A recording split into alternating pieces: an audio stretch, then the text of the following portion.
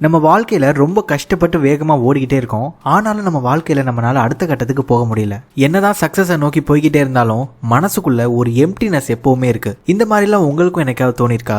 உங்களுக்கு மட்டும் இல்ல, ஜெய் ஷெட்டிக்கும் தோணிருக்கு. ஜெய் ஷெட்டி ஒரு பிசினஸ் ஸ்கூல் கிராஜுவேட். என்னதான் அவருக்கு படிப்பை முடிச்சதுக்கு அப்புறம் லண்டன்ல ஒரு சூப்பரான ஜாப் ஆஃபர் கிடைச்சாலும் அவர் மனசுக்குள்ள ஒரு எம்டினஸ் எப்பவுமே இருந்துகிட்டே இருந்துச்சு. ஒரு நாள் அவர் தமிழ்ல துறவின்னு சொல்லப்படுற மாங்கோட ஒரு ஸ்பீச்சை கேட்கிற வாய்ப்பு கிடைக்குது. அந்த மொமெண்ட் தான் அவருடைய லைஃபே சேஞ்ச் ஆகுது. அவர் எல்லாத்தையும் விட்டுட்டு இந்தியாவில் 3 வருஷம் ஒரு ஆசிரமத்தில் தங்கியிருக்காரு.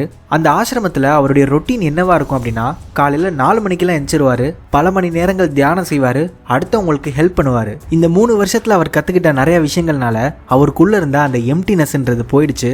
வாழ்க்கையை ஒரு புது கண்ணோட்டத்தில் பார்க்க ஆரம்பிச்சாரு. அண்ட் அந்த வாழ்க்கையை அவருக்கு ரொம்ப சந்தோஷமா மாறுச்சு.